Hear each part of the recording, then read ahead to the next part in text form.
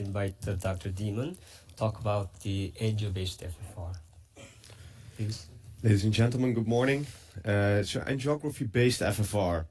These are my disclosures. So as you all know, image-based physiology actually relies on three basic principles. One is you need a 3D reconstruction of a coronary artery of interest, which can be derived from CT, angiography, but also from intravascular imaging, as you've seen throughout the conference, based on OCT or IVUS. You need to make a vessel reconstruction, so meaning you need a 3D reconstruction based on either of these individual modalities. And then you need computational fluid dynamics to computate the pressure and flow gradients across a specific segment of interest. As of to date, there are 4 to 5 commercially available software packages available to computate online angiography-based FFR. One is the MEDIS or Pulse software, CATWorks software, the PyMedical software, and the RainMed technology, which was recently introduced and also validated. And actually all of these 4 to 5 individual software packages have one common denominator, is the fact that if they were tested in clinical validation trials, that the diagnostic accuracy of FFR as a reference was very good and comparable across each of the individual platforms, with areas under the curve of approximately 0.9, 0.95. So really very good sensitivity and specificity figures if you compare them to conventional pressure wire-based FFR.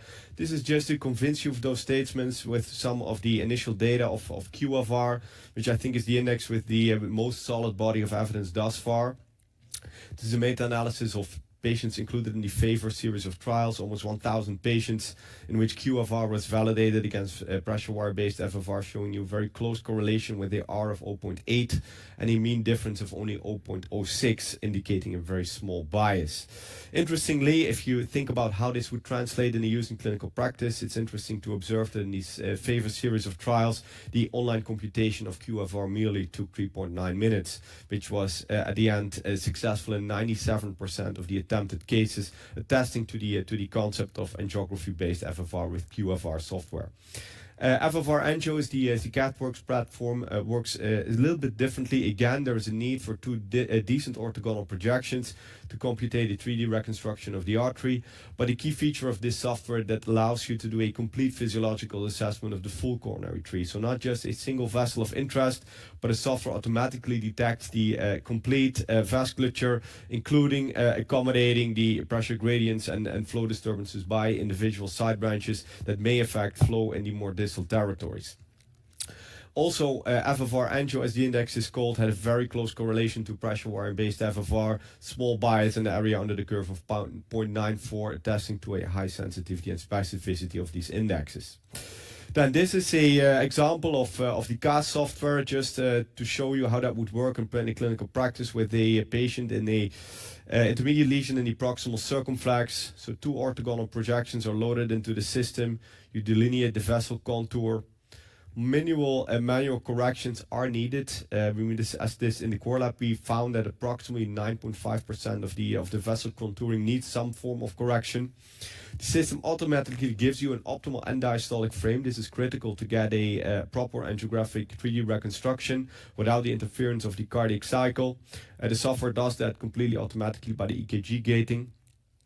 So with the 2 vessel contours, you have the red dot, that's the common interest point that needs to be positioned in a point that is similar in both projections in order to allow a proper 3D reconstruction.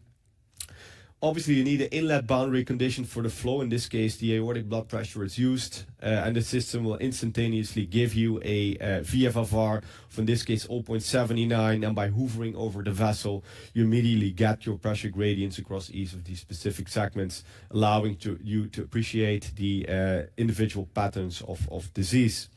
Also, this index was validated in the FAST-2 trial, which was the international multi-center trial validating this index with an independent core lab analysis, giving you positive and negative predictive value of 90% and very high sensitivity and specificity figures, as with the competing indices. Inter-observer bias very low, as observed by an independent blinded core lab. and a diagnostic accuracy between site-reported VFFR values as well as core lab-reported values that was extremely good, with the area under the curve of 0.91 for the site-reported values and 0.93 for the core lab-reported values, indicating that these indices can be used in core labs, but also just as well and just as accurate in individual sites if used appropriately. So if used appropriately, what does that mean? So there are some pros and cons to these technologies in terms of clinical applicability. What is critical are the do's. So these indices only work in case of proper angiography. Means no table movement, use of pre-PCI nitrates in order to avoid spasm, acquisition at 15 frames per second, the need for 2 orthogonal projections, and minimal overlap or foreshortening. Specifically, the latter item is critical because that's one of the most important don'ts in case of patients with heavy overlap or foreshortening or tortuous anatomies. These indexes are usually somewhat hampered by their ability to generate proper 3D reconstructions. Osteolesions, typically quite difficult. Grafted vessels, patients with TIMI flow less than 3 or in unstable hemodynamic conditions are those that are likely not good candidates maybe for physiological assessment in general. To be defined is the use of these indices in a STEMI setting, obviously quite appealing since the patient would no longer be in need for additional wiring of non-Coopered vessels. The use in cardiac transplant patients or side branches of bifurcations needs to be determined, but it's something that could be of great interest for future trials. So then long be commented, but recently announced the QFR outcome data. So this is the first actually international large-scale outcome trial from China. Almost 4,000 patients randomized by these Chinese investigators, randomizing patients 1-to-1 to a QFR-guided revascularization strategy for intermediate coronary artery lesions versus an angio-guided approach.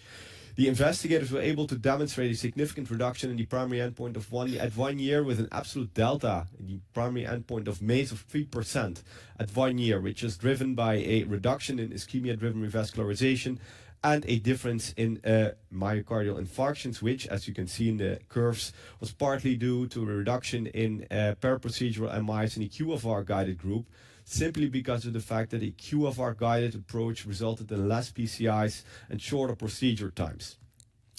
These results were consistent up to 2 years, showing that the benefit of a QFR-guided lesion selection persisted up to 2 years, with similar reductions before and after 1 year with a P4 interaction of 0.89. More to come on angio-FFR outcome trials. So FAST-3 is the European trial, which we're currently running together with ECRI. European trial, 2,228 patients randomized 1-to-1 to a VFFR-guided strategy versus a FFR-guided pressure wire-based strategy. Non-inferiority design, primary endpoint of MACE at 1 year. LIPSIA strategy, the German variant of FAST-3 currently enrolling. Favor 3 EU China, Niels Holm on top, 2,000 patients in Europe. Similar to FAST-3, but then QFR versus FFR guided revascularization in a non-inferiority strategy. This trial will be hopefully finish enrollment by the summer. Pioneer 4, the QFR guided trial, randomizing patients to a QFR versus a conventional approach. So this is somewhat different. It randomizes patients to either QFR or angio with IFR or FFR at the discretion of the operator, which perhaps somewhat more reflects routine clinical practice. The FLASH FFR trial studying RainMed technology as well as Favor for QVAS, which assesses in China the efficacy of QFR to determine revascularization strategy in patients that need aortic or valvular surgery. Future directions, and this is again to the courtesy of San Van Tu from Shanghai, with a lot of new technologies in the pipeline, at least from the PulseMed perspective. On the left side, the angiography-based microvascular resistance assessment. This is something that is of great interest, as we've just seen by the great lecture by Tim van Hoof. Then there is these wealth of studies that are now ongoing on the potential for single plane angiography-based physiology. That initially, intuitively to me, didn't make a lot of sense because you actually disqualify the concept of the 3D-based reconstruction, which is critical to perform proper assessments. However, if you think about it a little bit more closely and appreciate the fact that the second projection always compromises the optimal projection in terms of overlap and foreshortening, there is significant potential in the use of a single plane projection, which could significantly drive adoption and integration in clinical practice. And then there is obviously the potential for integrating these technologies in patients who have multi-modality assessment using also OCT or IVUS, in which these individual assessment tools could be combined and likely be indices that could be more performant than each of the individual indices separately. So what about the guidelines? So these are the guidelines from 2018 with the Class 1A recommendation for pressure wire-based physiology in case of intermediate coronary artery lesions in the absence of ischemia detection. New guidelines are scheduled somewhere around 24. Whether angio-based physiology will be integrated in these Class 1 recommendations remains to be determined. It will be a close call, as most of these trials will not have the primary endpoint by that time. But who knows? We have at least Favor 3 China. The Favor 3 EU trial is upcoming. So this is something that we are closely looking out for. But again, obviously the adoption will also depend on reimbursement models, pricings, license fees, etc. So those are issues that need to be defined in the near future. So with that, I would like to conclude with the fact that image-based physiological indices are accurate alternatives to pressure wire-based physiology. They may help to drive adoption of physiology-guided PCI. There's potential also for angio-only labs and ACS patients avoiding stage procedures, which is of specific interest perhaps in a Dutch setting, for instance, in which we have a lot of angio-only labs that do not perform PCI or invasive physiology. There's a wide applicability, but remaining limitations as demonstrated, mainly based on angiography lesion and guideline adoption. And needless to say that the results of the multiple large outcome trials are eagerly awaited. With that, I would like to thank you for your attention.